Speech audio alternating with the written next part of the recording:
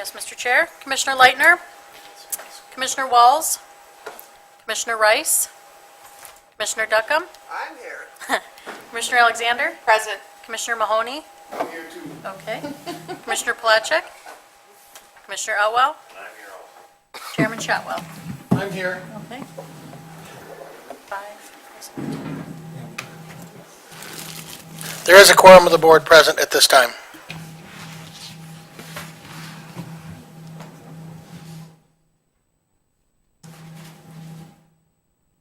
Is there any public comment? There is, please step up to the mic on this side of the column. We do have little technical difficulties we're dealing with. Any other public comment? Any at all? We're moving on. 911 consolidation study for Jackson and Lenawee counties. Mr. Brown. As we wrote in the staff report, we met with Leone Township, or I'm sorry, on the next item. We met with Lenawee County several times over last year, but this one directly was back in June. And at that time, they asked if we would be interested in entertaining a study jointly to a feasibility study to see if it would make sense financially and programmatically for us to do a 911 together.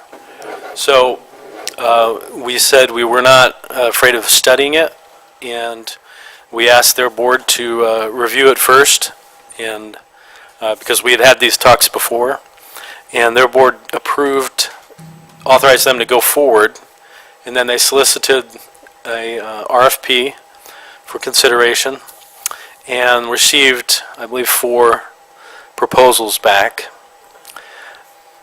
Between Lenawee's administrators and us, we reviewed all the proposals and determined that L.R. Kimball was the most qualified. They just happened to be the lowest priced one, but so that was a benefit too. But we have a vendor that we feel confident in that will give us an unbiased opinion, and it's for your consideration as to whether you want to join that effort at this time.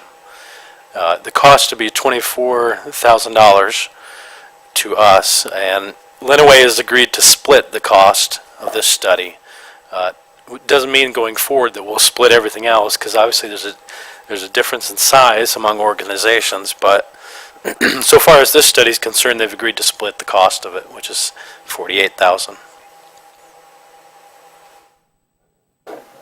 Any questions?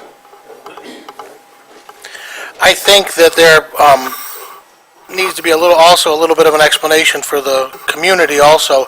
We do have an enhanced 911 study committee going on right now, and what it is reviewing is our system of operation within Jackson County and where we can maximize our energies and with the possible update of capital equipment and the need for alternative banding.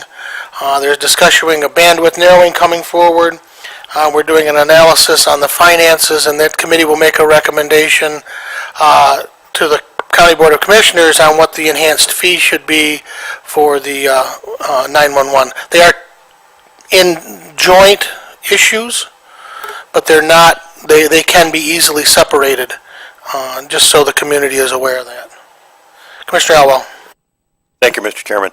I appreciate the detailed packet we got on that, and being fortunate enough to be appointed to the committee, I appreciate the fact that there's also mention in this of the radio systems, and I have been critical of making sure we don't overspend money on a radio system when we should be maybe looking at a different one.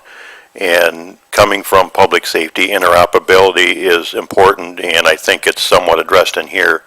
And hopefully, in addition to whether or not a joint 911 makes sense, we'll also be looking or using this firm to assess most appropriately what our needs are for a radio system and where we should be putting our taxpayer dollars. Thank you. Any further questions? Commissioner Duckham. Thank you, Mr. Chair.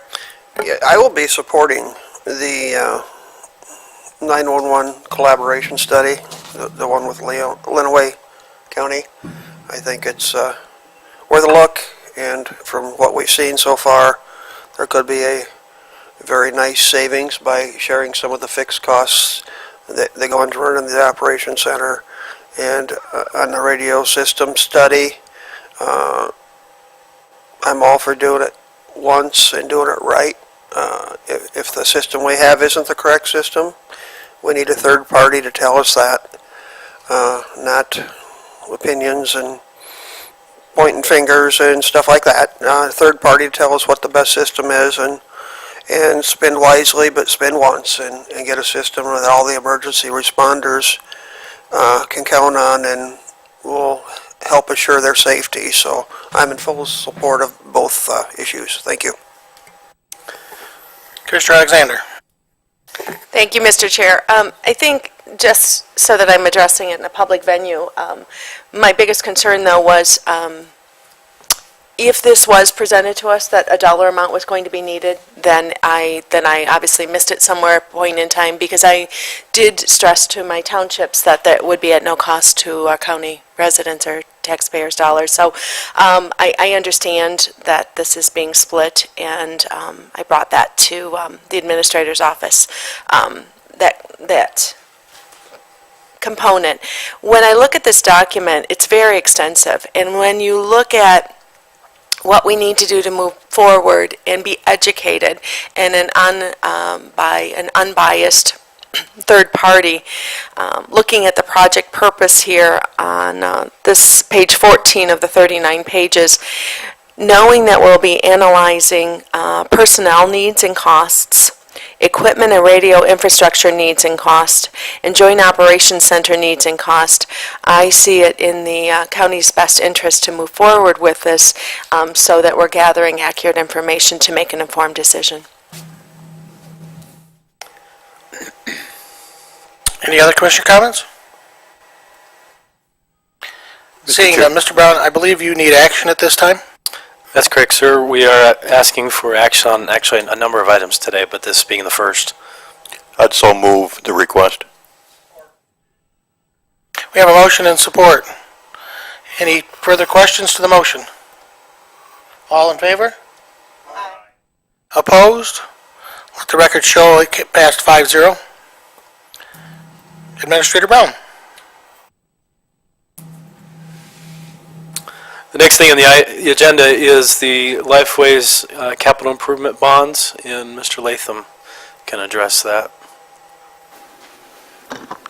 Morning, Mr. Chairman and Commissioners. What we're asking today is your approval of a resolution authorizing the issuance of up to $1.5 million of bonds for the purpose of renovating Lifeways buildings and also their group homes. This is the final step prior to the sale and issuance of the bonds, which, based on a new timetable, will occur Wednesday, October 28th. And this also should be the last bond issue that the Commissioners will deal with this calendar year. Commissioner questions? Commissioner Duckham. Just for the public's knowledge, how will these bonds be paid off? Lifeways will be making the payments, be financing those. Of course, the county's full faith and credit is behind the bonds as well, but it is Lifeways' responsibility. Thank you. Further questions? Entertain a motion, please. Make a motion to authorize the sale of the bonds. Support. You have a motion and support. Any questions to the motion? Madam Clerk, could you post the roll? Yes, Mr. Chair.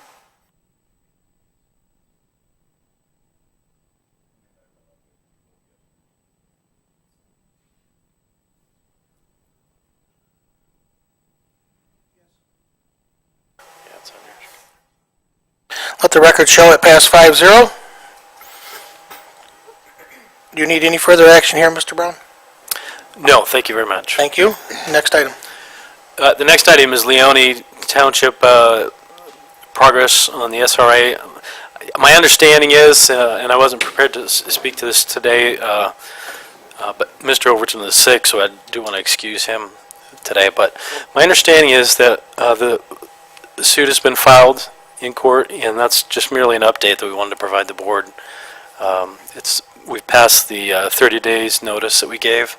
Notice was also given to the state as per our previous instruction. So notice has been provided to the state of default, and it's my understanding that the suit has been filed in court.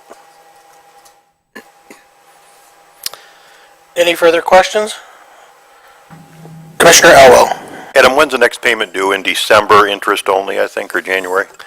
That's right, I think it's December, Jim? January, okay. And that's a smaller payment than the summer payment? That's correct, around 70,000. Any other questions about that? Seeing or hearing none, we will move on to item 7, and I'm going to ask that entertain a motion to table this until Commissioner Rice can reappear. Have a motion and support to table? Any questions to the motion? Hearing none, all in favor? Those opposed, duly carried. Please let that record show a 5-0 on the tabling motion. Item 8. The next thing on the agenda is a third-party administrator contract with Community Action Agency. The state, as of this year, is requiring that our third-party administrators be competitively solicited. So they asked us to go out and give us a very short timeline to do that. We were able to get a solicitation on the street, and we received a response, only one response from Community Action Agency to be the third-party administrator, so we've met the state's guidelines. It's no longer a formula grant whereas before we automatically received a proportion of community development block grant funds.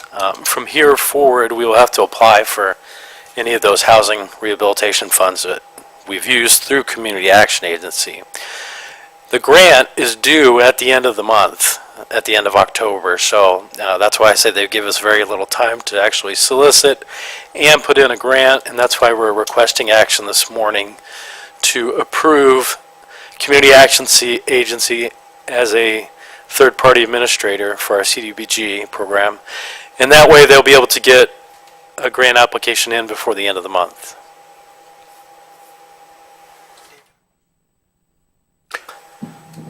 Adam, is there anybody else locally that does what CAA does in this regard, and how did we advertise or seek other people? We did it consistently with what we do with every other service, and that is we put it on the web, and I believe it went in the newspaper too. Is there any other person in this community? Not that I know of. I mean, Region 2 possibly could have done something like that for us, but they do mostly. Our CAA is for the entity that handles housing in this community. There could be third-party contractors from outside of this community, but other than Community Action Agency and Region 2, those are the only two entities I could see doing it in our community. Yeah, I'm not necessarily disappointed or anything. It just surprised me that only one sought it, so. Yeah. The next time around, it may be very possible that private companies are aware of this new requirement and they get more involved the next time we solicit it. But being it's so new, I suspect that's why there was few. And is it a yearly thing we'll have to do or not? It's at least at minimum, or I'm saying at maximum a year. It depends on how we structure the contract and whether there's any minimum or maximum requirement by the state on that. So,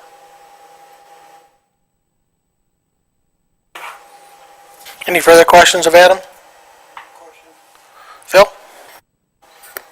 Adam, how will this affect the county's cost? Will it affect it at all, or?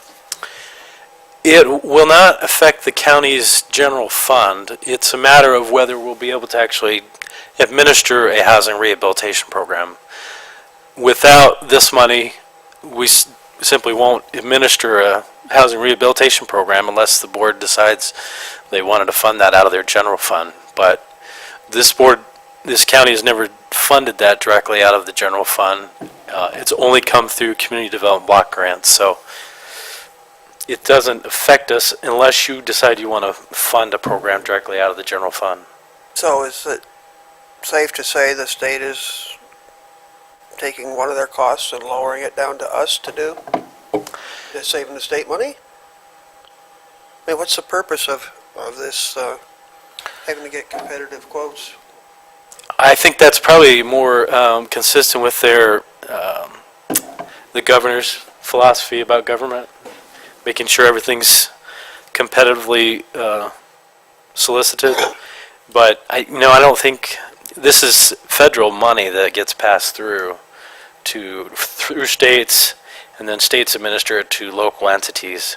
And apparently they've decided they want to be more, it can be more effective by having solicited third parties and also make it not formulary but grant written. So. Okay, thank you. Yep, got it. I'm working on it. Adam, correct me also, though, the bigger issue is the fact that we're not an entitlement community anymore. So we will not see that money without applying for grants, and the state of Michigan then will determine where that money can go within the state. That's correct. They could decide that it goes all to one entity, or only to a few, or a little to everybody. Or only those, obviously, if you don't apply, you're not going to have any chance. But typically, we've had about $300,000, and over the last couple of years, they have made the requirements of how to use that much more stringent and targeted. Makes it easier to send it to southeastern Michigan. Any further questions? Strategic Plan, Community and Social Supports Presentation.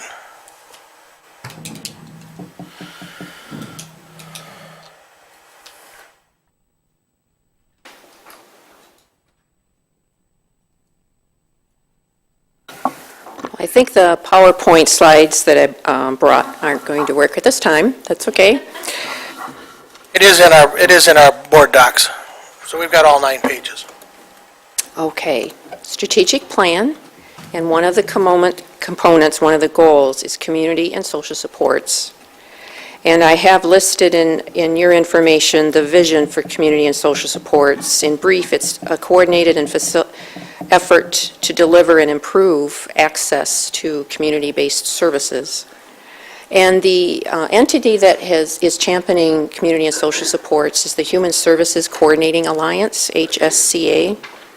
And their mission is to ensure a system of support for members in our community with, so their goal is to coordinate among members of Human Services Coordinating Alliance to improve that coordination of services. And then I show a list of members of Human Services Coordinating Alliance. And when I first spoke about community and social supports in June of last year, I had with me chairs with some pictures, and I had yarn connecting these pictures to represent different community needs, going to different people as Board of Commissioners, or we as a community, that we are all part of seeing that community services are provided for people who need these services. And then I'm coming here today to say I can't show you the beginning of a hot pad or a dish rag yet. They're still forming. They're picking their tools. They're being very deliberate, Human Services Coordinating Alliance, about how do we move ahead? How do we collaborate most efficiently and effectively?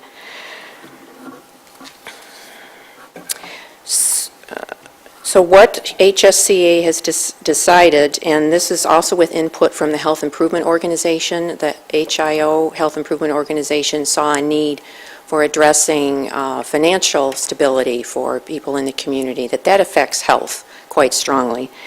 So what HSCA has done is they've begun a financial stability work group. And that's the group now that is meeting and kind of forming and looking at what tools do we need, how many groups can we get involved who are invested in this. And Megan Albertson is helping to coordinate this. She's with Allegiance Health. And there are 3 leaders of this financial stability work group: Community Action Agency, Jackson District Library, and United Way. They're quite key. So they're going to be forming the financial stability group along the similar lines as the Health Improvement Organization and Cradle to Career, the collaborative design. But I do want to point out that there have been a couple of successes for the community and social supports goal of the strategic plan. One of the HSCA goals were to hear from the different collaborative groups, to hear what these collaborations are working on, how progress is going, and that has started. HSCA meets once a month, and they've been hearing from these collaborative groups, and I have a list for, like, Home Health Improvement Organization, Housing Continuum of Care, Juvenile Justice, and others. Oh, I'm good. I'm almost done. Thank you. And another is that they are supporting this financial instability group. And again, it's slow, but I think it's good they're being deliberate in working to collaborate in a deliberate way and have a collective impact, which is a coordinated way to work together toward a common goal. So it's moving, but slowly. So any questions?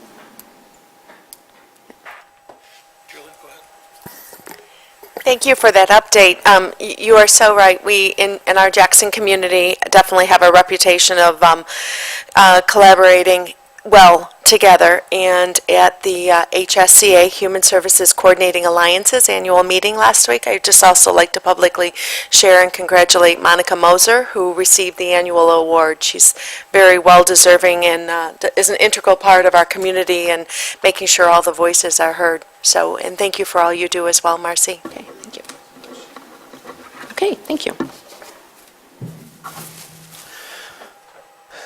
Just to remind you, this is one of our strategic goals, and last year we switched to having one presentation each month at the study session throughout the year rather than all at once. So we'll see her again next year to talk about the board's community and social supports.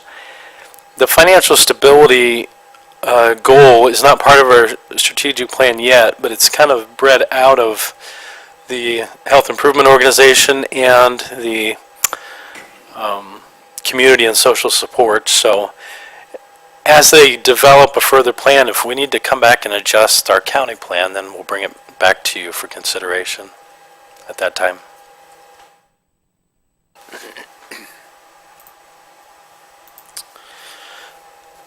And the last thing on the agenda is the Jackson Traffic Safety Program.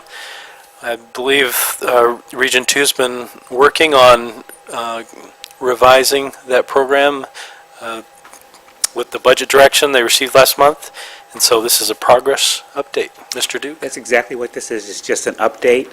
At your budget meetings last month, we talked about diverting some of the funding that comes from the 12th District Court from the $5 surcharge on traffic tickets that is dedicated to the traffic safety program. We had talked about moving perhaps $50,000 of that money to the district court to use for collection services. That would leave about $60,000 in our budget for the traffic safety program. Just a quick background, the traffic safety program began in 1988, and it was a federally funded project, a pilot project for Jackson County. So for 5 years, we were awarded about $500,000 to get this program up and running in Jackson County.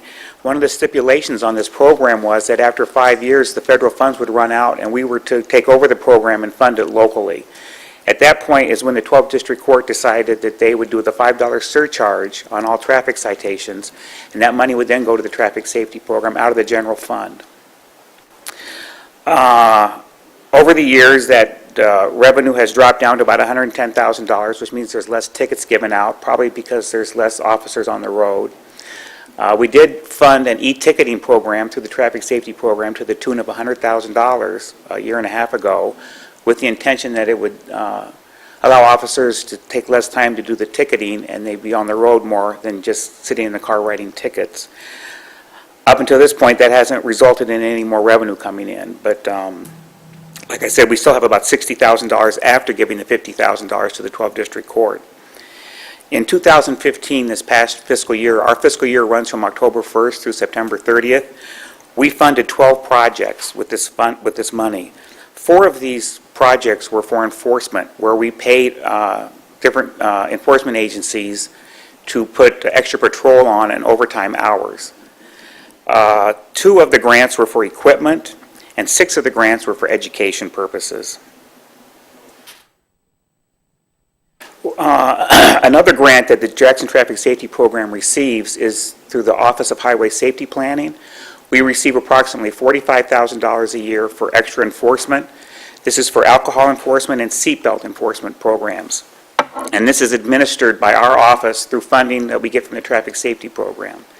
This grant was awarded again for this fiscal year, which started this past week. We got another $45,000 to do the same enforcement. So we do have that going, as well as the money we have from the Traffic Safety Program. Like Adam said, one of the directions at your budget meeting was that we would restructure the Traffic Safety Program so it would be a committee under the Board of Commissioners. We're in the process of working with that right now with the committee. We're planning on making a presentation in November to give a metrics of what our different grant projects have produced over the past 25 years. So we should have that for you in November. Susan Richardson is our staff person that staffs the Traffic Safety Program, and John Tallis is here. He's one of our board members, and do either one of you have anything you want to add to what I said? I just wanted to add, John Tallis, I just wanted to add as a board member of this group that I represent supervisors on this group, and I liken as Stephen said, the education portion of it.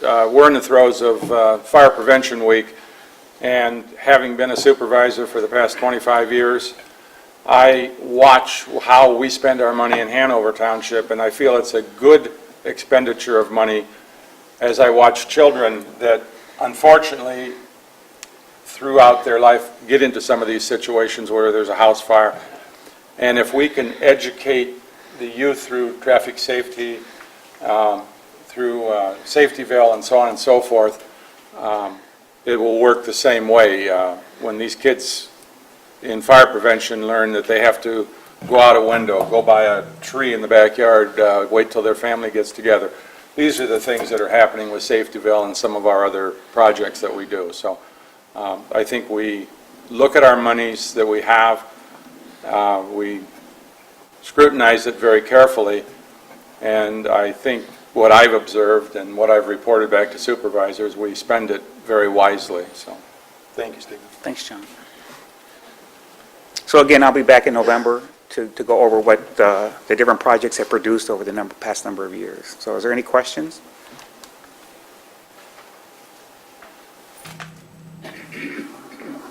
Thanks. Thank you, Mr. Duke, for the progress on the revision. That's all the items that we had from the Administrator's Office, Mr. Chairman. Any other items from commissioners? Seeing or hearing none, we've arrived at the opportunity for public comment.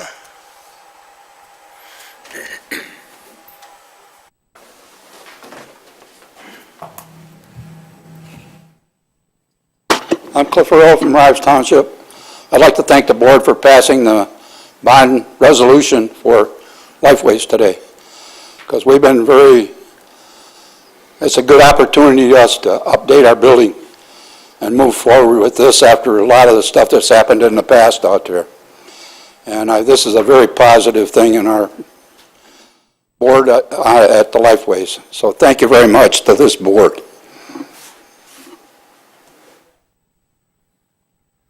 Any other public comment? Seeing or hearing none, commissioner comments. Seeing none, we are adjourned.